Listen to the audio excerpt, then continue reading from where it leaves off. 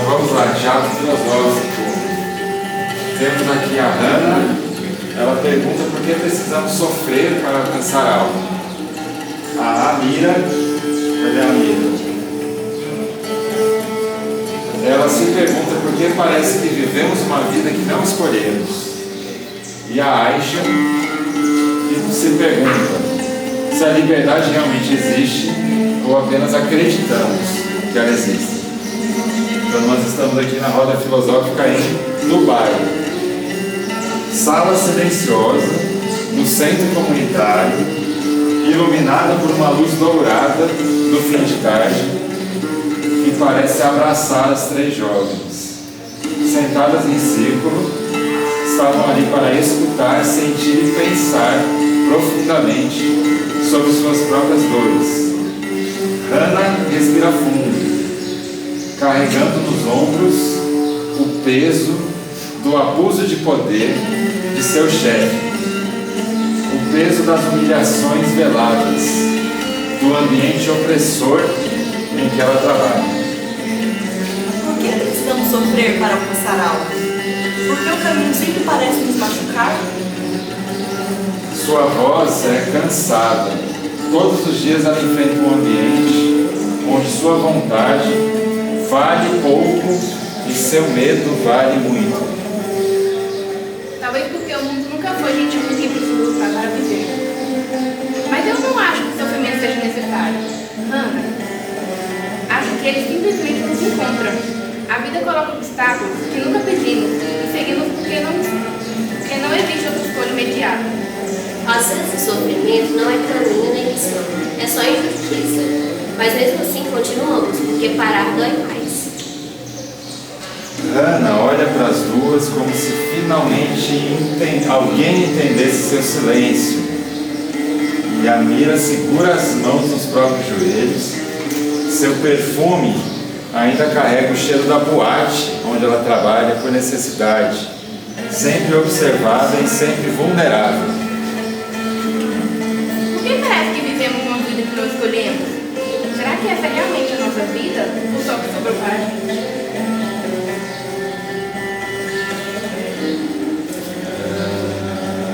Um tremor passa por sua voz. Ela trabalha onde não quer, faz o que não quer, aceita o que não deveria, porque precisa sobreviver. Eu sinto isso também. Como se o destino da gente tivesse sido decidido antes mesmo da gente nascer. E como se tivesse só cumprindo papéis que outras pessoas escolheram por nós. Talvez a vida não seja feita das escolhas grandes, mas das pequenas que fazemos enquanto caminhamos no escuro. Às vezes não escolhemos o caminho, só escolhemos continuar andando. Então Aisha, criada sob controle rígido, proibida pelos pais de decidir sobre a própria vida, cercada por limites que não escolheu e talvez nunca consiga quebrar. A liberdade realmente existe ou a gente só acredita nela para suportar a vida? Hannah suspira pensativa. Muitos filósofos disseram que a liberdade é só uma ideia, não uma realidade. Que somos moldadas, na verdade, por cultura, família, dinheiro e também por medo. E às vezes pela necessidade. Eu não escolhi meu trabalho, mas eu não escolhi o chefe que abusa do poder. Você não escolheu a prisão emocional dos seus pais. Então, será que estamos realmente livres? Talvez não completamente, mas talvez a liberdade exista no pensamento, no desejo, no ato de questionar. Talvez ser livre comece quando percebemos que estamos presas. Isso. Fechou? Muito massa. Vamos agora para o debate. Primeira coisa que eu queria perguntar para vocês: por que vocês decidiram fazer a peça nesse ambiente, digamos, árabe barra islâmico?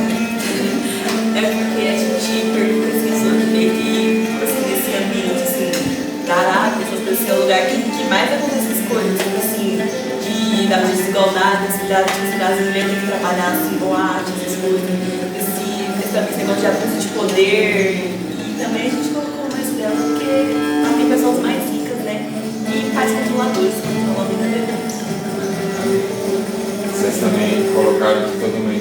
área, né? Se referindo. O véu também aqui, que as mulheres islâmicas são, digamos, obrigadas a utilizar, alguns utilizam de mão grave, mas é voluntário, né? Muitas reflexões sobre a liberdade. O que vocês pensaram aí diante dessa peça de novo? Gostaram? Não gostaram? Tem críticas? Achou legal? Quais foram os pontos fortes aí do roteiro que vocês acharam? Eu gostei da frase que ela falou que no final ela disse que às vezes a liberdade, saber, você só quer liberdade quando você sabe que está preso. Em situação a gente nem imagina que está preso. Qual seria a prisão? Todo mundo existe uma prisão psicológica, mental, social. Então você precisa perceber a prisão onde você foi.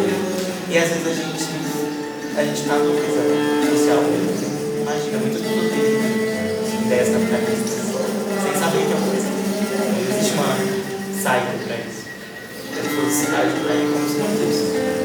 Você está dizendo que as pessoas às vezes estão presas e nem sabem que estão. Porque nas situações delas é muito linear. Cada uma está presa de alguma forma. As pessoas querem trabalhar por tempo, estão trabalhando, outros pais. Mas a maioria das pessoas não tem essa. A vida dela não é sobre isso. Existem milhões de fatos. E a maioria delas te deixam presas. Às vezes a própria mente te coloca em situações que te deixam presas. Você não sabe disso. E nem sabe disso. Então é possível estar preso sem nem saber que você está na prisão, se você não tem grades concretas, se você está numa prisão mental, prisão cultural, prisão ideológica. Muitas meninas nas situações que ela falou de estar presa com os pais, imaginam que a relação não é saudável, que estão tentando cuidado.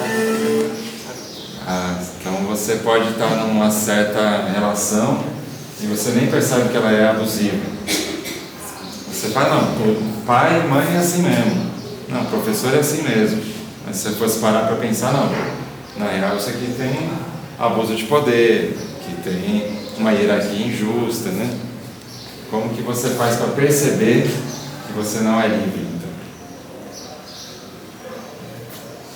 Isso, se questionando. Se questionando, né? E questionando os outros, questionando inclusive as autoridades, né?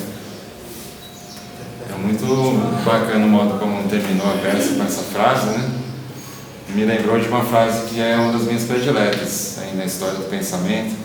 Rosa Luxemburgo tem uma frase que é assim: quem não se movimenta não sente as correntes que o prendem. Então, muitas vezes as pessoas estão acorrentadas, mas nem sentem essas correntes porque elas não estão se movimentando para sentir Às vezes o as que pessoas prende. sentem a corrente, só que é muito mais confortável estar ali do que tentar sair dessa vida. É mais confortável ficar acorrentado, que você já conhece, e tentar romper esses cadeados, né? E vocês acham que o destino das mulheres brasileiras é muito melhor que o das mulheres árabes? Faz poucos dias tivemos um tsunami de gente nas ruas do Brasil para falar sobre o feminicídio, a cultura do estupro, todas as coisas que as mulheres passam aqui no Brasil, né? As mulheres brasileiras não são obrigadas a usar um véu, né? Mas elas são obrigadas a caminhar pelas ruas com muito temor de serem agredidas, abusadas, estupradas ou mortas, né?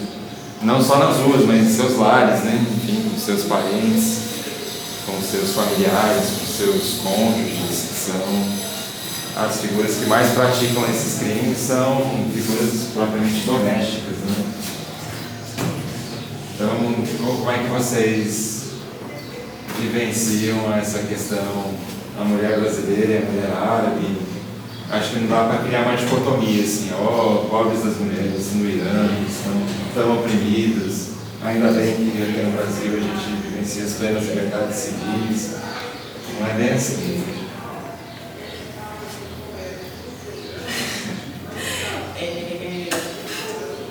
Assim, né? Eu acho que não dá pra dizer que que as mulheres do Irã, tipo, as do Brasil, na verdade, sofrem menos, assim, que as do Irã, porque lá é... Porque aqui, de qualquer jeito, a gente sempre tem que viver com essas coisas, né? Com esses medos. E lá também, né? Até lá, tipo assim, de certo modo aqui até é um lugar, tipo assim, mais, vamos dizer, mais livre, assim, né? Porque lá deve ser muito pior, porque elas algumas são obrigadas a usar véu, essas coisas, assim, né? São prisões diferentes. São prisões diferentes. Isso. Mais alguém tem algum comentário sobre isso? Sobre o que está acontecendo no Brasil com esses levantes feministas? Vocês têm participado? Tipo, de certo modo participado, sim, né? Mas em pleno 2025, até hoje as mulheres têm que entrar no público e falar sobre isso, né? 2025 falar sobre isso, cultura de estupro, esse medo de ser abusado, essas coisas. Assim, nossa. Um estudo interessante, uma pesquisa interessante. Se você pegar o Brasil, o número de feminicídios e estupros que acontece no Brasil em um ano, e no outro prato da balança, você pegar todos os países árabes islâmicos, os mesmos índices, será que o Brasil não tem mais casos de estupro e feminicídio do que todos os países árabes islâmicos somados? É uma questão. Eu acho que sim. Assim como o Brasil é o líder global, um índice horrendo, né? Mas é o país onde ocorre o maior número de assassinatos de pessoas transexuais no planeta. E coloca a expectativa de vida em 30 anos. Se você pegar todos os países árabes islâmicos do planeta e comparar com o Brasil, talvez o Brasil seja o que tem o pior índice, comparado com vários países reunidos. Assim, né? Então, o que acontece, né, nessa nossa grande nação, de maioria cristã, católica ou evangélica, né, que defende tanto a família tradicional brasileira, que fala tanto de valores tradicionais, né, que quer tanto conservar aquilo que nos foi legado pela colonização europeia, né, essas grandes benesses que a invasão europeia nos causou, e, no entanto, toda essa discurseira conservadora de valores familiares e patrióticos, e aí você vê na prática, não passa um dia nesse país sem que dúzias de mulheres sejam estupradas e assassinadas, sem que dúzias de pessoas trans sejam agredidas, xingadas ou violentadas. Né? Então, o que acontece com esse país? Né? Essa é uma grande questão. Né?